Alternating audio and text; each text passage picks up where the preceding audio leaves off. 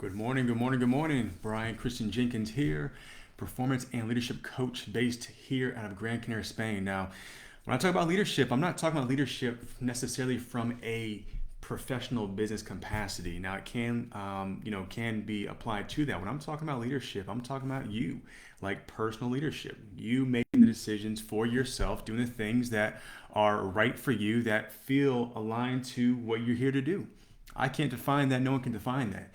And when we're talking about personal leadership, that's what actually, brings me to the conversation at hand. Something that, I experienced over this weekend that I just want to see if anyone else experienced that. And what that is when you're on vacation, when you're in your downtime, when you're relaxing, you're thinking about the things you need to do, you should do. It could be work, it could be chores, it could be a whole bunch of things, but you're not really there relaxing. I mean, your body's saying relax, but your mind is going somewhere else. Or on the flip side is when you're super in the flow, you're working on your business plan, you're working on your client acquisition, your marketing scheme, you're in that creative mode and you feel that pressure thinking, you think to yourself, damn, I really could use a vacation right now. I could really actually relax right now. And so we're stuck in the middle here. It's that paradox. It's that constant always being somewhere else rather than being present in that moment. Now, why does this even come up? Well, it's come up because this is something that I've struggled with for a long, long time. I'll be honest with you, I am a recovering person who's constantly thinking about being somewhere else, especially when I'm in my downtime. And that came up this weekend. So this past weekend was probably, I can say in all honesty, probably one of my best weekends overall I've had in months, and I'd even go so far as to say years. And what this weekend looked like, it was Friday night dinner with friends. It was Saturday late morning, early afternoon lunch with a friend. During the day, doing some things around the house with my wife.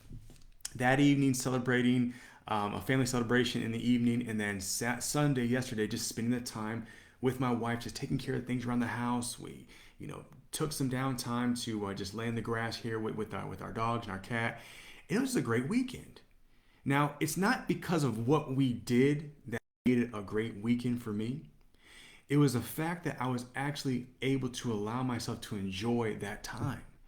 Because far too often I've been so much like with friends and families thinking about, oh my gosh, well, I could be doing this. I should be doing this. Or when I get home, I need to. Or tomorrow, I got to.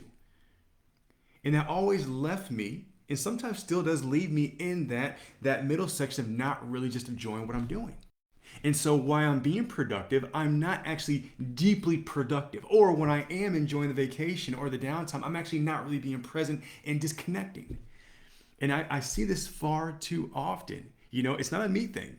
This is an epidemic. Okay, I'm going to say this now. It's an epidemic that we don't allow ourselves to just be in that. And so that productivity that we push so hard for, that thing that we want to do so bad, so much, so often, that we actually don't allow ourselves to live the other part of this. Michael Stiegel, good to hear from you, buddy. It's been a long time, guys. For anyone out in the eastern United States, up there in the New England state, check out Timberwolves Barbecue. All right, I haven't tried it myself, but I know the man behind the vision, the dedication, the famous sauce out there. So you gotta check out Timberwolves Barbecue. My man Michael. And so I just want to go back and just and highlight something. So when I say we can be too productive, what I mean to be too productive is we all have an ideal vision of what it is that we want to do and how we want to do it. Right now, I don't want to project mine on you, but for me, I've been productive and valued productivity most of my adult life, and I even say most of into my late teens. Trying to do more, wanting to do more, being available to every person at every single time. Anytime I had availability on, my agenda or on the weekends, I wanted to feel that doing something. And that doesn't mean that I didn't never live. I mean, I went to the beach, I enjoy my friends. All those things are true. However, for me, it's definitely got to the point in time where I found I was so meticulous in wanting to be productive that the other part of my life that I put a lot of value on, which is being present, is living life. I'm talking about actually living, not just doing moments. Okay, there's a difference between being present and enjoying an activity, a moment, a party, a thing for that time, and actually being embodied in that. And the embodied part of that is something that was really like elusive to me. Elusive in the sense that I would just not really dig deep down into that. And so we can be so productive that we forget the other part of why we do the thing we're doing, why we're so productive, because we say, well, I just want financial security. I want to make sure I have a great life for my family, for my wife, my kids, so we can take that vacation. I'm saving up to get that next thing. I want this to grow the team. But then why are we doing that? Now, I don't know what that is for you. I don't know. Only you can ask yourself what that is. But for me, oftentimes when I'm doing this, there is a life that I want. Not that I want to. I'm in the process of creating. Every single moment is a phase of creation, and doing that is something of being so committed to that. I forget to actually the other part to this, which is being in the moment and living and being present and enjoying those times in the grass with my family, with my dogs, with my cat, with my wife, gardening, touching the fruit trees, And I guess the bigger point that I want to ask you, to send you off with this week, is in your quest for productivity, for greatness, to live your legacy, to leave a legacy.